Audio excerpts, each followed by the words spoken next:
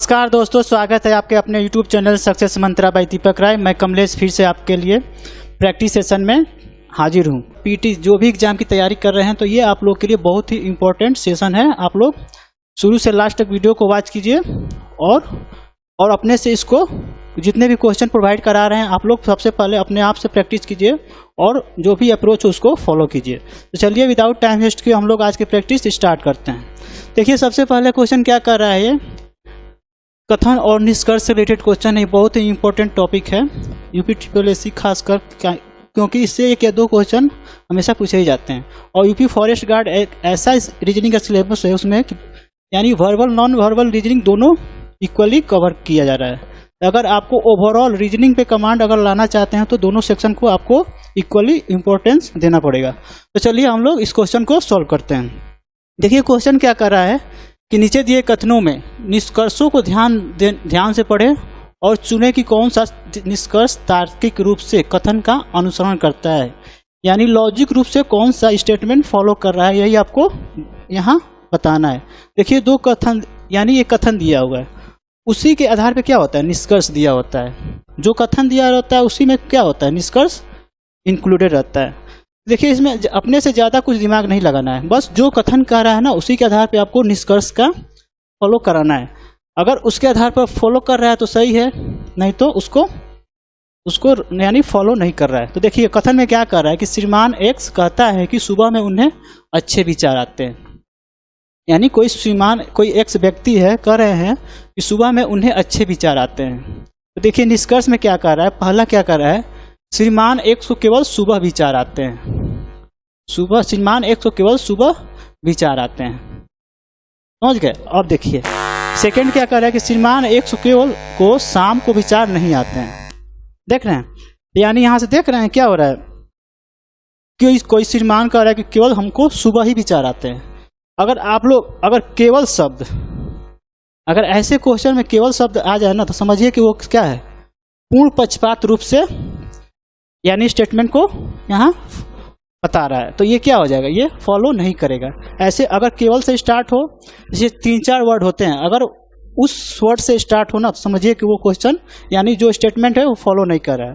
पहला है केवल, सेकंड है निश्चित तौर पर, और तीसरा है सबसे एकमात्र और मुख्यतः बेहतर। ये सब क्या है, जो शब्द में अगर यानी सेंटेंस में आ जाए ना तो वो समझिए कि वो आंसर नहीं होगा। देखिए अब सेकंड देखते हैं, श्रीमान एक्स को शाम को विचार नहीं आती है। ऐसा तो कुछ होता नहीं है कि किसी को सुबह आए, किसी को शाम आए, या किसी को दोपहर में नहीं आता है। ऐसा तो कुछ नहीं होता है। जब आपको सोचना या जब आप ही सोचेंगे तभी विचार आएंगे। तो ये क्या है, ये भी फॉलो नहीं कर रहा है, यानी दोनों स्टेटमेंट फॉलो नहीं कर रहे हैं। तो देखिए ऑप्शन में कौन सा दिया हुआ है, न तो फर्स्ट न ही सेकेंड अनुसरण कर रहा है, यानी आपका ऑप्शन नंबर डी क्या हो जाएगा, सही आंसर हो जाएगा। समझ गए। मैं आशा करता हूं कि आप लोग इस क्वेश्चन को समझ गए होंगे। चलिए हम लोग नेक्स्ट क्वेश्चन की ओर बढ़ते हैं। देखिए नेक्स्ट क्वेश्चन क्या कह रहा है, कह रहा है कि एक कथन के बाद 2 तर्क दिए गए हैं। ये स्टेटमेंट और आर्गुमेंट से रिलेटेड क्वेश्चन है, ये भी बहुत ही इंपॉर्टेंट टॉपिक है। कह रहा है कि आपको यह तय करना है कि किस कथन के संबंध में कौन सा तर्क मजबूत है, यानी आपको कौन सा स्ट्रॉन्ग आर्गुमेंट है आपको यही बताना है। तो देखिए कथन क्या कर रहा है कि ड्राइविंग करते हुए मोबाइल फोन का उपयोग करने वाले लोगों पर जुर्माना लगाना चाहिए। देखिए पहला क्या कर रहा है, हाँ इससे यह सुनिश्चित होगा कि मोबाइल फोन के उपयोग के कारण होने वाली दुर्घटनाओं का टाला जाए। अब सेकंड क्या कर रहा है, नहीं इससे लागू करना मुश्किल है क्योंकि लोगों को कहीं भी सेल फोन का उपयोग करने की आदत लग चुकी है। तो देखिए दोनों स्टेटमेंट आपको बहुत ही केयरफुली पढ़ना है और जो भी यानी कथन दिया हुआ है उसके आधार पर आपको इसको फॉलो करना है। तो देखिए सबसे पहला स्टेटमेंट क्या कर रहा है कि हाँ इससे सुनिश्चित होगा कि मोबाइल फोन के उपयोग के कारण होने वाली दुर्घटनाओं को टाला जाए। यानी देखते होंगे कि बहुत से लोग क्या होते हैं, रोड को क्रॉस करते हैं और मोबाइल चलाते रहते हैं। ऐसे में क्या होता है, वो दुर्घटना के शिकार हो जाते हैं, यानी उनका दिमाग कहीं और चल रहा है और उनका फिजिकल मूवमेंट कहीं और हो रहा है। इससे क्या हो जाएगा, दुर्घटना ही होगा, इंसिडेंट ही होगा। तो ये क्या है, आपको स्टेटमेंट से ये लग रहा है कि ये क्या है, स्ट्रॉन्ग आर्गुमेंट है, यानी इसके पीछे कुछ लॉजिक है। समझ गए। और लेकिन ये सेकंड स्टेटमेंट पढ़िए, कह रहा है कि नहीं इसे लागू करना मुश्किल है क्योंकि सेल फोन का उपयोग करने की आदत लग चुकी है। अब भाई किसी की आदत लग चुकी है तो इसको क्या करना है, हटाना भी चाहिए। ये तो अच्छी आदत है नहीं, यानी इसका कोई वैलिड रीजन नहीं है, यानी ये इनवैलिड है। इस तरह से आपका केवल और ये फर्स्ट वाला ही ऑप्शन क्या हो जाएगा, ये स्ट्रॉन्ग आर्गुमेंट हो जाएगा, यानी आपका ऑप्शन नंबर सी क्या हो जाएगा, सही हो जाएगा। आप लोग समझ चुके होंगे यानी क्या यहाँ लॉजिक, किस प्रकार लॉजिक का यूज किया जा रहा है क्वेश्चन को सॉल्व करने के समय। तो यानी आपका ऑप्शन नंबर सी क्या हो जाएगा, इस क्वेश्चन का राइट आंसर हो जाएगा। तो चलिए हम लोग नेक्स्ट क्वेश्चन की ओर बढ़ते हैं। हाँ दोस्तों, अगर आप वीडियो को देख रहे हैं और वीडियो को लाइक नहीं किए तो कम से कम वीडियो को लाइक कर दीजिए और अपने दोस्तों के बीच में इसको ज़्यादा से ज़्यादा शेयर किया कीजिए। चलिए हम लोग नेक्स्ट क्वेश्चन देखते हैं। ये कोडिंग से रिलेटेड क्वेश्चन है। कर रहा है कूट भाषा में वेल को क्या किया है 2592 के रूप में लिखा जाता है। तो आपको मीट को इसका कोड लिखना है, यानी आपको वेल के तर्ज पे ही आपको क्या करना है, मीट को भी लिखना है। तो देखिए सबसे पहले आपको ये मालूम करना पड़ेगा कि वेल का कोडिंग किस आधार पे किया है। तो चलिए इसको लिख लेते हैं, VEIL इसको क्या किया है 2592 कर दिया है। अब देखिए वेल का नंबरिंग अगर देखेंगे तो कितना होता है, 22 होता है, ई का 5 होता है, आई का 9 होता है, एल का 12 होता है। अब देखिए इसका कोडिंग किया है 2592। अब देखिए यहाँ 2 लास्ट में 2 दिया हुआ है, यहाँ भी 2 आ रहा है और इसमें भी कोडिंग किया हुआ है, यानी देख रहे हैं यहाँ जो डबल डिजिट है ना उसका यूनिट डिजिट लिया है, यानी इकाई अंक लिया है, और जो सिंगल डिजिट है उसका तो कुछ लेना नहीं है, वही डिजिट हो जाएगा। तो देखिए ई में सिंगल डिजिट है तो 5 आ रहा है और आई में सिंगल डिजिट है तो 9 आ रहा है, इसको तो ऐसे ही ले लिया है। लेकिन यहाँ देखने की बात है कि भी में क्या है 22 है इसका नंबरिंग, तो यानी इसका क्या ले लिया है, इसका यूनिट डिजिट ले लिया, यानी इसका 2 ले लिया है, और इसमें 12 होता है तो इसका यूनिट डिजिट कितना हो गया 2 हो गया। इस तरह से 2592 इसका कोडिंग कर दिया। अब इसी के आधार पे आपको क्या करना है, मीट का कोडिंग करना है। तो चलिए हम लोग मीट का भी नंबरिंग, जो भी लेटर है उसका नंबरिंग कर लेते हैं। देखिए इसको नंबरिंग करेंगे तो मीट का क्या होता है, मीट का क्या होता है 13 होता है, और ई का 5 होता है, ई का 5 होता है, टी का 20 होता है, यानी 20 होता है। तो देखिए आपको क्या करना है, यहाँ भी यूनिट डिजिट लेना है, यानी इकाई अंक लेना है। इसका इकाई अंक 3 हो जाएगा और इसका इकाई अंक तो ये क्या है यूनिट डिजिट है, इसको तो कुछ लेना नहीं है, और इसका इकाई अंक यानी टी का इकाई अंक क्या हो जाएगा 0 हो जाएगा। तो यहाँ से क्या हो जाएगा इसका 3550, यानी मीट का क्या हो जाएगा कोडिंग आपका 3550। देखिए ऑप्शन नंबर भी में क्या दिया हुआ है 3550। इस तरह से आपका ऑप्शन नंबर भी क्या हो जाएगा, सही आंसर हो जाएगा। तो चलिए आशा करता हूँ कि आप लोग दोस्तों समझ चुके होंगे। इससे कोडिंग में क्या होता है ना कि आपको रिलेशन कोई ना कोई उसमें दिया हुआ था, बस आपको फाइंड आउट करना आता है। अगर वो रिलेशन आप लोग फाइंड आउट कर लिए ना, कैसे भी कोडिंग आप लोग इजीली सॉल्व कर पाएंगे। अब ये रिलेशन कैसे फाइंड आउट करेंगे, जितना क्वेश्चन की प्रैक्टिस करेंगे ना उसके हिसाब से आप लोगों को जैसे ही क्वेश्चन देखेंगे उसको आपको तुरंत आपको माइंड को तुरंत सिग्नल भेजेगा कि हाँ नहीं आपको तुमको ऐसे करना है। और जितना कम करेंगे तो क्या होगा, आपको सिग्नल नहीं जाएगा। इसलिए प्रैक्टिस क्या कहा जाता है कि practice makes a mind perfect. जितना प्रैक्टिस कीजिएगा उतना ही आप लोग क्वेश्चन को इजीली सॉल्व कर पाएंगे। तो चलिए हम लोग नेक्स्ट क्वेश्चन की ओर बढ़ते हैं। देखिए नेक्स्ट क्वेश्चन क्या कर रहा है, सीरीज से रिलेटेड क्वेश्चन है। अब देखिए पहला टर्म दिया हुआ है 22C, दूसरा टर्म 42F, तीसरा 62I, और आपको नेक्स्ट टर्म यही क्या करना है, बताना है। तो देखिए यहाँ 22 के बाद कितना हो जा रहा है 42 हो रहा है, 42 के बाद 62 हो जा रहा है। तो यहाँ देख रहे हैं कि यहाँ 20 का मतलब 20 का इंक्रीमेंट हो रहा है, 22 से 42 हो जा रहा है। तो 22 में 20 का ऐड करेंगे तो कितना आ जाएगा 42 आ जाएगा, फिर 42 में 20 ऐड करेंगे तो 62 आ जा रहा है। अब यहाँ देखते हैं लेटर के टर्म में, यानी लेटर कितना इंक्रीज हो रहा है। तो C से F हो जा रहा है, तो C से F इंक्रीज होने में कितना बढ़ रहा है +3 बढ़ रहा है। यहाँ F से I हो रहा है, यानी +3 बढ़ रहा है। तो I से +3 आपको क्या कर देना पड़ेगा, बढ़ा देना पड़ेगा। तो सबसे पहले नंबरिंग को बढ़ाते हैं, 20 ऐड करना, यानी 62 में 20 को ऐड करेंगे तो कितना आ जाएगा 82 आ जाएगा। अब I में +3 करना है, यानी IJKL, यानी तीसरा कितना आ जाएगा L आ जाएगा। इस तरह से 82L क्या हो जाएगा, इसका नेक्स्ट टर्म हो जाएगा। इस तरह से आपका ऑप्शन नंबर भी क्या हो जाएगा, सही आंसर हो जाएगा। मैं आशा करता हूं कि आप लोग समझ चुके होंगे, बहुत ही सिंपल क्वेश्चन था। तो चलिए हम लोग नेक्स्ट क्वेश्चन की ओर बढ़ते हैं। देखिए नेक्स्ट क्वेश्चन क्या कर रहा है, देखिए इसमें करना है कि आपको विषम फाइंड आउट करना है, यानी ऑड वन फाइंड आउट करना होता है। तो देखिए सबसे पहले अपने से ट्राई कीजिए कि इसमें ऑड वन क्या हो सकता है।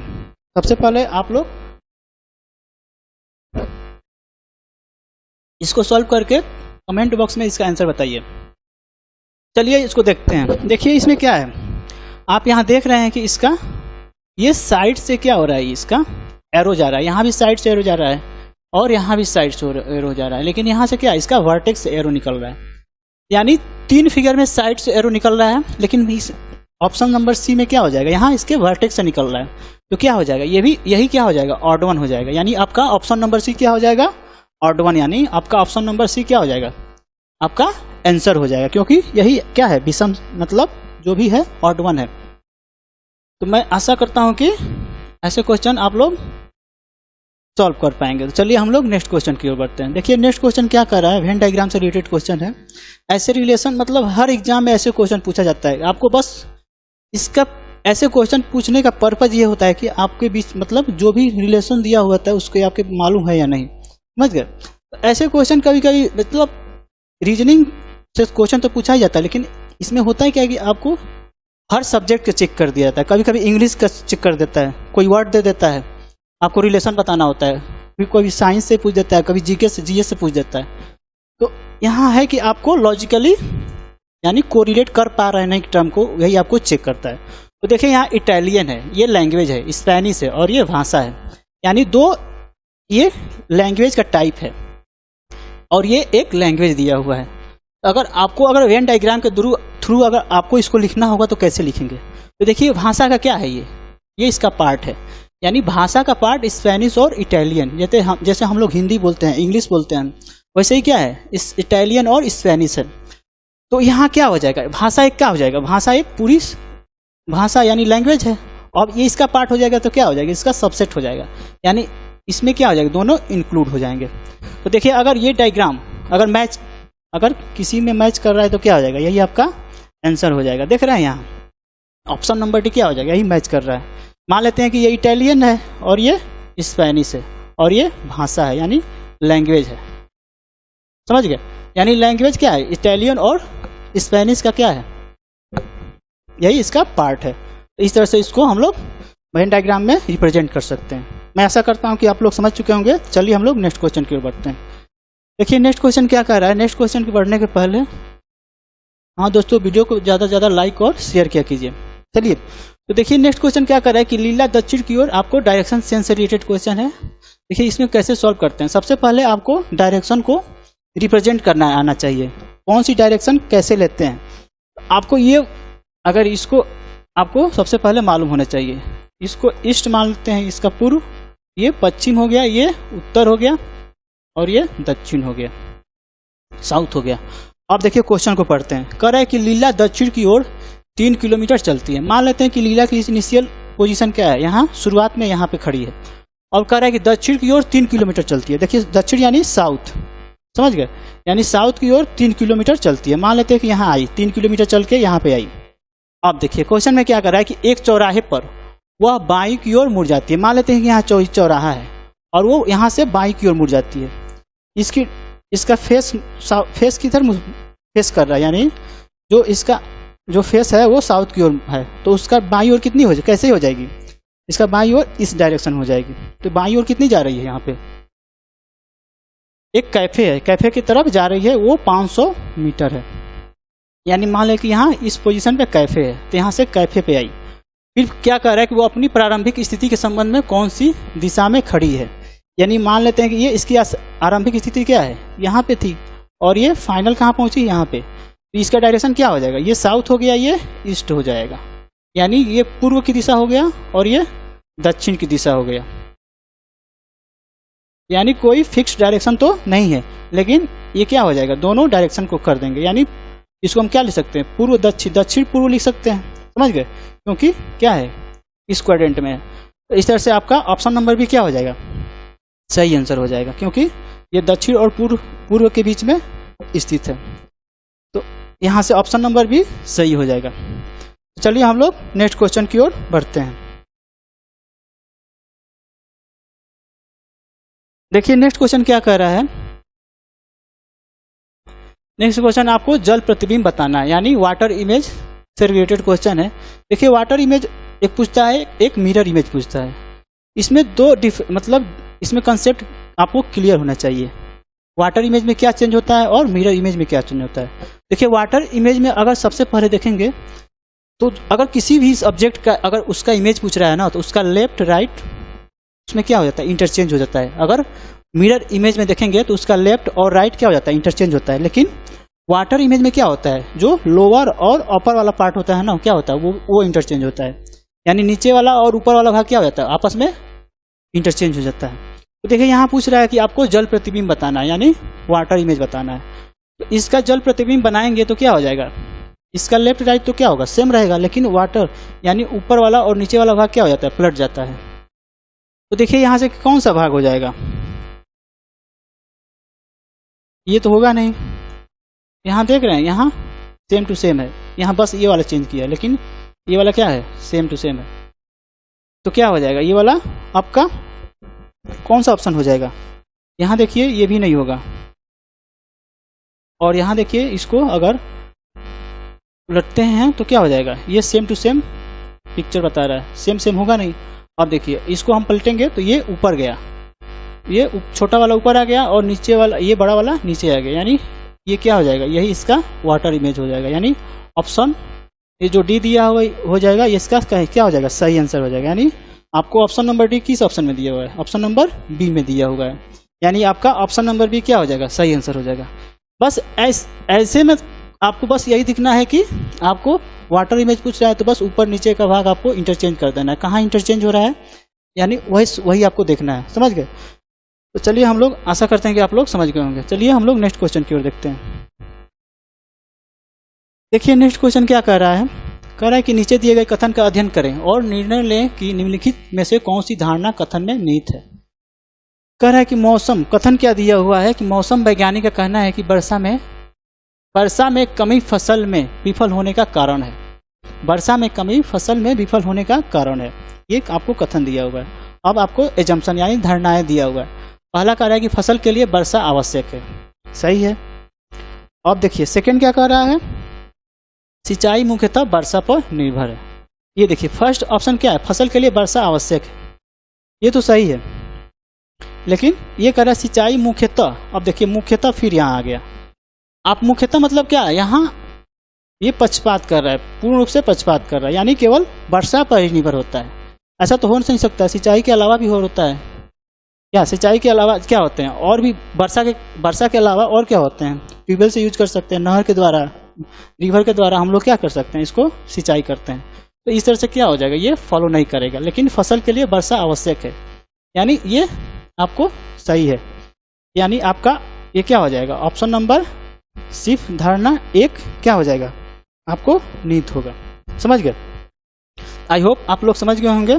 एजेस प्लेटफॉर्म अनअकैडमी के द्वारा अगर तैयारी करना चाहते हैं किसी भी एग्जाम के, स्टेट लेवल हो या सेंट्रल लेवल के एग्जाम तैयारी करना चाहते हैं, आप लोग अनअकैडमी से जुड़ सकते हैं। और आप लोग दीपक राय सर के द्वारा आप लोग इसको फॉलो कर सकते हैं, क्योंकि ये डेली आप लोग के लिए हिंदी और जीएस की आप लोग डेली क्लास कराते हैं। इसके अलावा आप लोग अगर देखिएगा तो देखिए यहाँ आप लोग के लिए जो भी एग्जाम की तैयारी यहाँ कराया जाता है, जैसे foundation course for lower PCS के अलावा लेखपाल हो गया, यूपीएसआई हो गया, यानी और यूपीपीसीएस भी हो गया।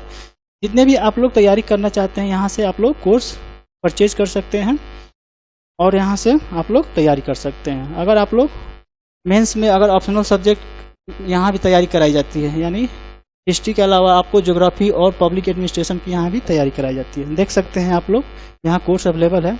अगर आपका इसका फी स्ट्रक्चर देखा जाए तो फी स्ट्रक्चर यहाँ मात्र आपको 7,000 में 12 मंथ के लिए वैलिड होता है। अगर आप इस पर अगर डिस्काउंट चाहते हैं तो आप लोग रेफरल कोड सक्सेस मंत्रा का यूज करके मात्र 6300 में आप इस कोर्स को परचेज कर सकते हैं और अपनी अच्छी तैयारी कर सकते हैं। तो चलिए हम लोग नेक्स्ट क्वेश्चन की ओर देखते हैं। कह रहा है कि यदि प्लस को गणितीय क्रिया माइनस और मल्टीप्लाई गणितीय क्रिया भागा वो दर्शाता है, तो आपको ये जो दिया हुआ है ना, इसको आपको इसका वैल्यू फाइंड आउट करना है। तो देखिए इसमें कह रहा है कि प्लस को माइनस कर देंगे और गुणा को भाग कर देंगे तो क्या इसकी वैल्यू क्या होगी। तो देखिए इसको हम लोग सॉल्व कर देते हैं। प्लस यानी 75 प्लस कितना आ गया, यहाँ प्लस के मानी माइनस कर देंगे, 75 माइनस 25 कर देंगे, और यहाँ गुणा का मतलब क्या कर देंगे, भाग कर देंगे, यानी डिवाइड बाई 5, और इसको 10 से यहाँ गुणा दिया हुआ तो फिर से इसको डिवाइड कर देंगे 10 से। अब इसको सॉल्व कर लीजिए, 75 माइनस 25 कितना हो जाएगा, 50 हो जाएगा, 50/5 यानी यहाँ वैल्यू कितनी आ जाएगी, 10 आ जाएगी, और 10 को 10 से डिवाइड कर दीजिए, क्या आ जाएगी, 1 आ जाएगी, यानी आपका ऑप्शन नंबर ए क्या हो जाएगा, सही हो जाएगा। चलिए, तो ये बहुत ही सिंपल क्वेश्चन था, आप लोग इसको आसानी से सॉल्व कर सकते हैं। तो आज का प्रैक्टिस सेशन हम लोग यहीं समाप्त करते हैं। अगर दोस्तों आप लोग अगर चैनल पर नए हैं तो चैनल को सब्सक्राइब अवश्य करें और वीडियो को ज़्यादा से ज़्यादा अपने दोस्तों के बीच में शेयर करें ताकि बहुत ही लोग इसका एडवांटेज उठा सकें। तो चलिए हम लोग नेक्स्ट वीडियो में मिलते हैं। Thank you.